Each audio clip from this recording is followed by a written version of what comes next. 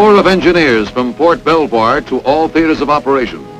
An engineer's war, a specialized war, a war of complexities and scope, demanding the ultimate in trained manpower. Engineers must be oriented and adapted to a multitude of tasks. They must be ready for specific assignments wherever battle lines are drawn, and behind the lines. They must be ready to build and to destroy, to attack and to fight off counterattack. They must be trained to the minute. The basic lessons of soldiering start the recruit on a course of great variety. All his talents toward skill, ingenuity, and application are to be challenged. From super construction jobs to knots. But the fundamentals do come first, and trainees at Fort Belvoir learn that rigging is just as important in their training as any of the other steps toward the mastery of military engineering. Demolitions, knowing just how much of a knockout wallop is wrapped up in each deadly package and how to apply it most effectively. Tools of the trade, fitting the modern design of warfare, tools that shortcut the job and ensure perfection of performance. Basic work like carpentry and specialized training like earth moving. Proper handling, care and maintenance of the angle dozer and other machinery for lifting and moving the soil. A far cry from pick and shovel days. Know-how that becomes mighty important when engineers tackle the bomb-shattered landscapes of a score of fronts.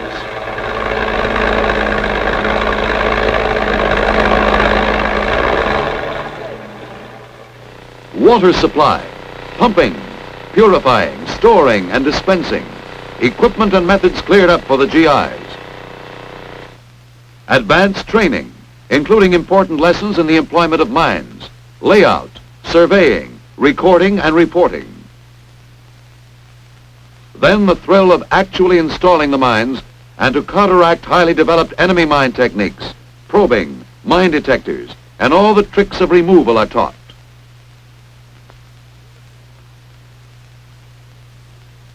River crossing operations, introduction to the assault boat, and the role the engineer must play in assuring its safe and effective use. The storm boat, high-powered craft, is also demonstrated for the engineers in training. They're told of its value for rapid crossings of wide streams.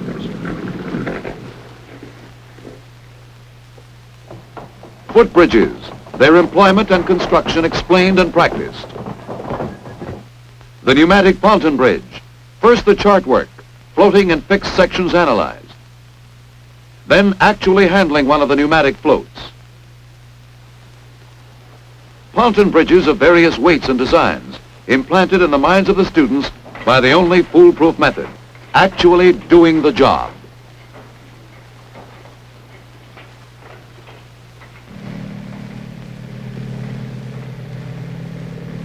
Again, tools which the men learn are used for something new and different in bridges. The Bailey Bridge, a prefabricated structure, easily portable, amazingly strong. Rapidly assembled or disassembled, it has already played an historic role in this war.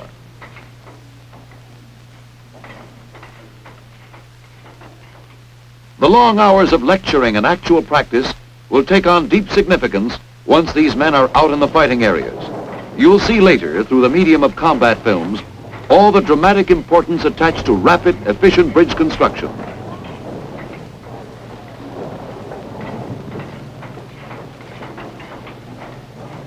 Repair, maintenance, reinforcing, all come in for detailed discussion.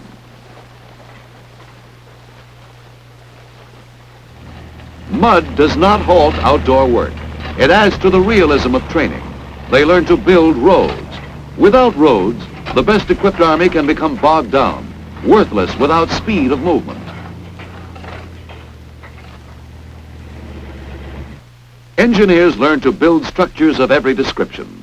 They construct housing for our troops and learn the value of teamwork and the art of reducing the work of hours to briefest minutes.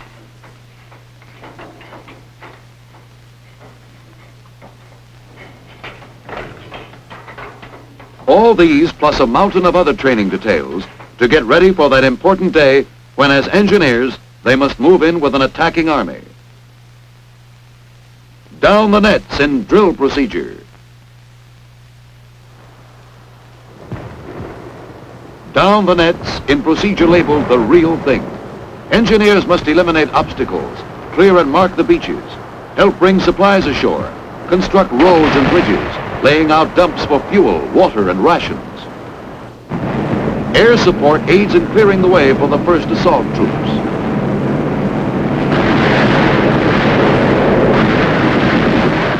Big naval guns knock out shore-based installations.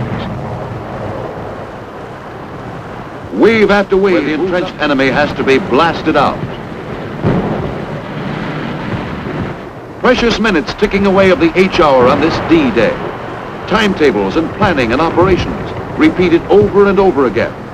Trained troops pouring out of massive barges in endless numbers. And always, the men must see that the job clicks.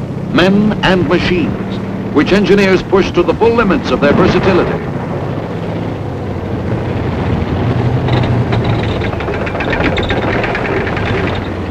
Steel mats on the beaches to prevent vehicles from floundering in soft sand.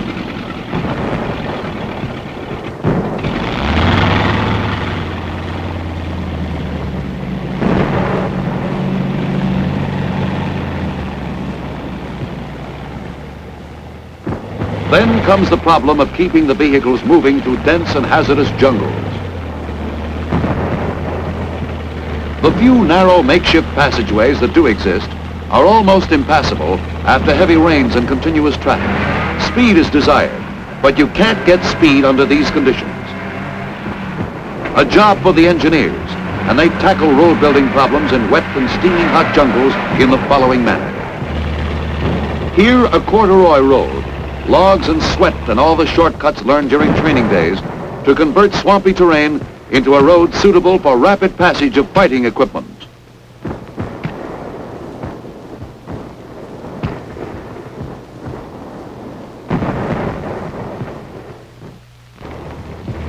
Here the bulldozer cutting and ripping through the dense growth, its blade shearing off everything that stands in the way.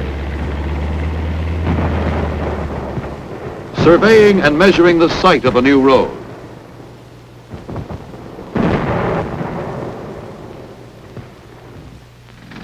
Boring into natural coral deposits to get surfacing material through blasting. Making full use of an island's resources is a time-saving necessity. Abandoned enemy dynamite is used, saving our explosives for other jobs.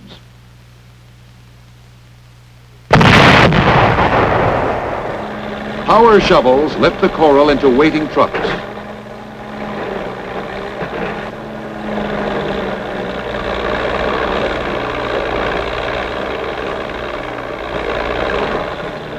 Through stubborn mud, which quickly will become a surfaced road once the coral is spread and compacted.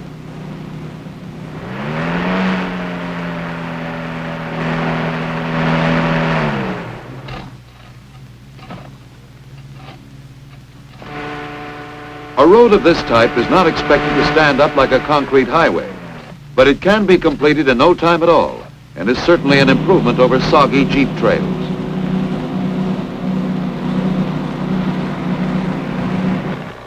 A captured roller completes a road that'll help to flatten the enemy. Something new and effective added to the jungle, from roads to bridges. Timber construction is necessary when no other means exist. Again, local material and equipment are adapted to the task. Native workers learn Yankee tricks of the trade. Bulldozers drag the prepared stringers to the construction site.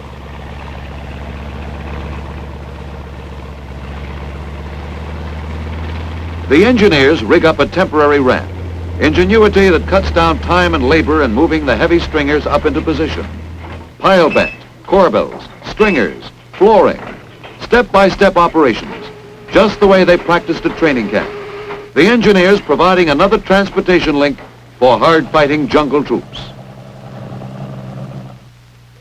A bombed-out airfield useless now, but quickly restored by engineers who never know what it means to stop working. The same kind of heavy equipment they use to keep them rolling is now used to keep them flying.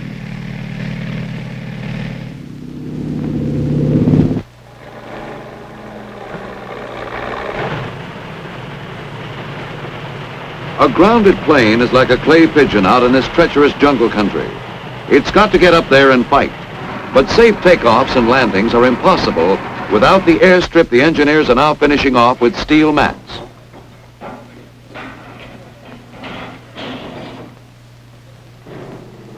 And shortly after its capture, the field is open for business.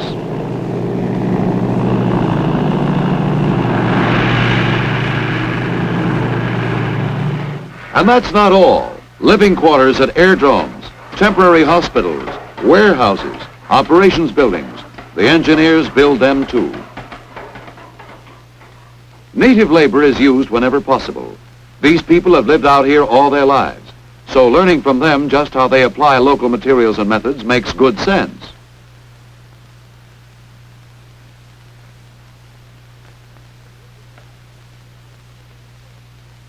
Building docks in remote places again falls to the engineers. By adapting timber pile or trestle construction like that used in fixed bridges, the engineers lick their problem in short order. The European theater. Here the engineers embark on their most momentous assignment. The full fury of the American offensive unleashed in the mightiest military undertaking in history.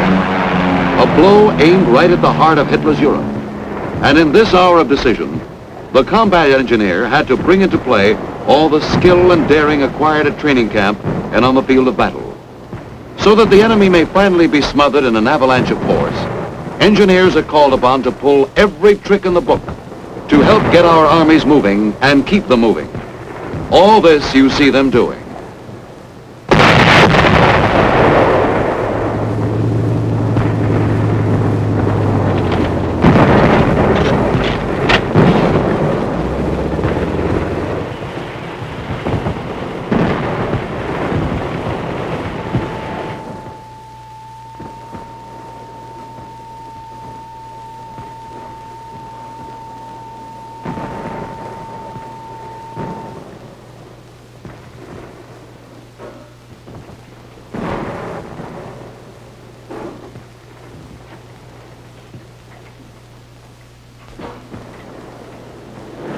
Mud. You'd think it rolls over the whole of the map of Europe.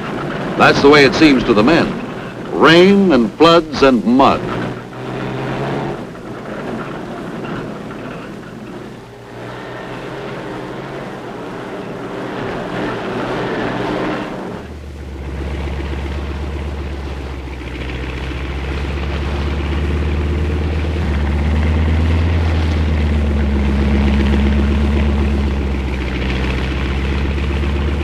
A man with a shovel has one of the bigger jobs.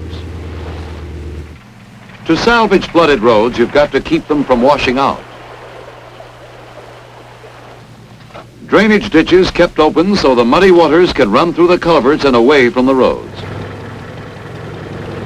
Crushed rock for another road from a quarry operated by trained engineers.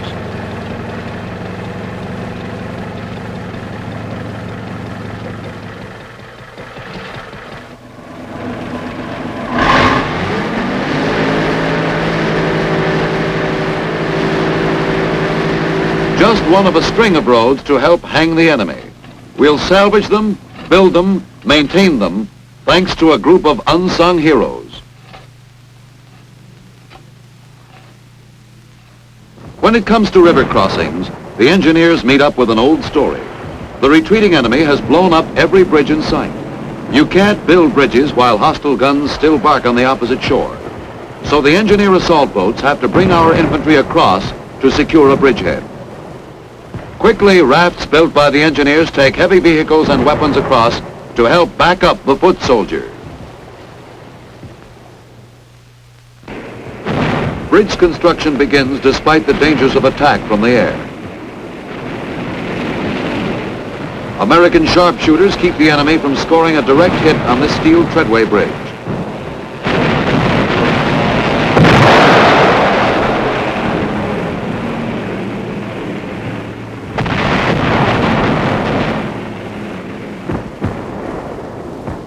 By sheer guts and alertness, they've saved our bridge.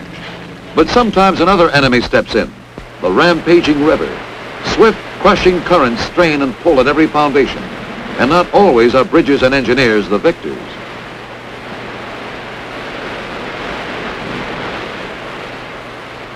The successful construction and maintenance of floating bridges depends greatly upon the swiftness of the current. This time, nature holds the upper hand.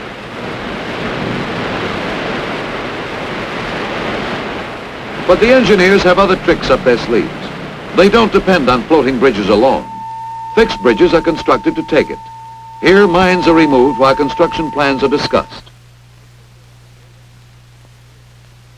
The center line laid out, the abutment prepared.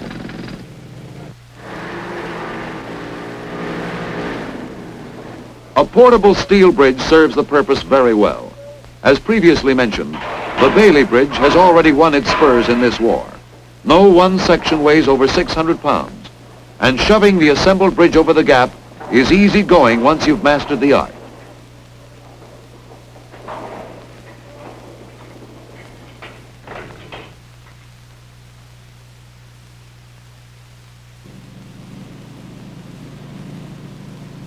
Since it's light and so rapidly assembled or disassembled, it can easily be replaced by a timber bridge when the Bailey equipment is needed elsewhere. An old masonry bridge once stood where the engineers now show you how fast a two-lane timber trestle bridge can spring up. Back in the States, they learned that the combination of modern tools and the knack of using brawn and muscle where needed couldn't miss. They find all this more than true.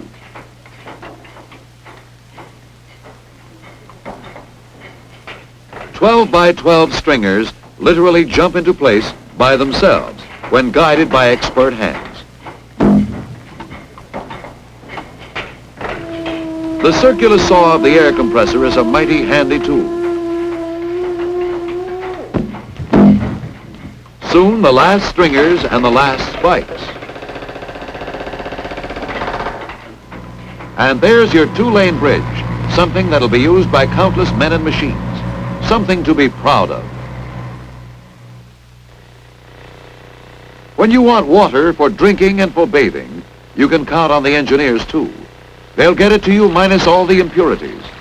Portable units do the job, and troops out in combat areas can enjoy the luxury of a hot shower, just like Saturday night back home. Well, yes, a little less privacy, but the results are the same.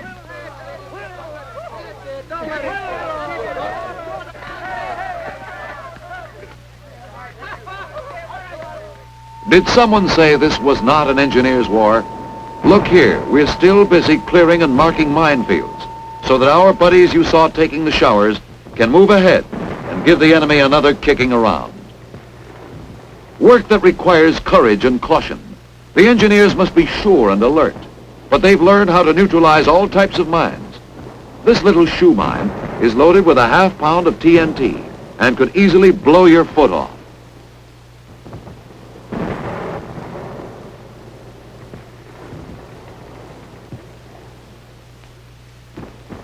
They also take the sting out of booby traps. Once our troops move into a city, streets and roads must be cleared of debris so as not to hamper advancing supply columns. Big tractor dozers handle the assignment.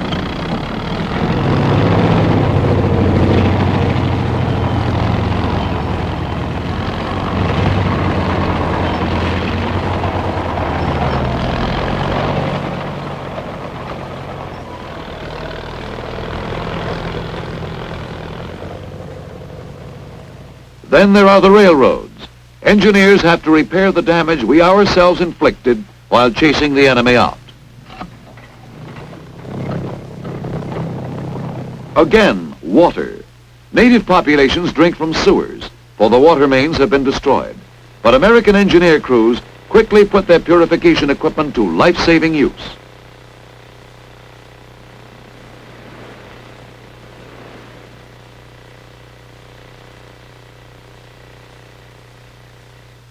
Disease and death are averted.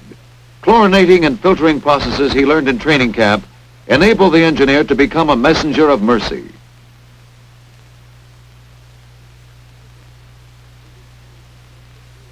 pipelines through which flows the stuff that fuels the machines of war. From tankers overland to storage tanks. You're convinced the engineers have a great role to play in the winning of this war? Well, so are the fellows who are waiting to get their engines started. We've covered only the highlights within the limitations of this film. There are also camouflage, mapping, forestry, rehabilitation, utilities, port repair, and other special units. Ask any trained soldier, particularly one who has been in combat, and he'll tell you there's no end to the types of services the engineers provide. Engineers run into countless uncomfortable situations, but so does the enemy.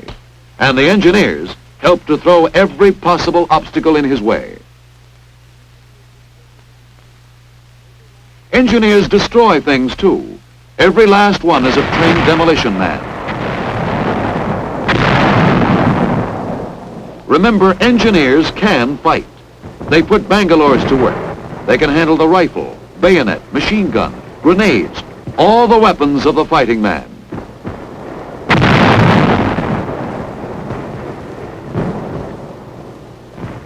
Don't forget the bazooka or the pole charge.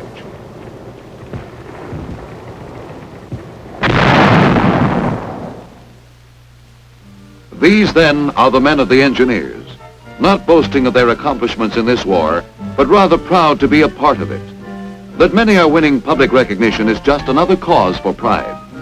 Each decoration awarded an engineer is a tribute to the entire Corps.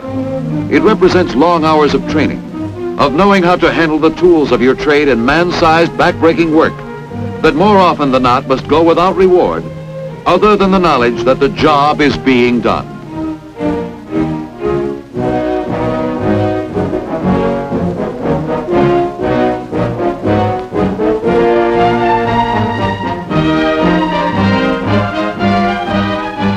If there be a fighting man who can be called the soldier's soldier, surely he must be the engineer.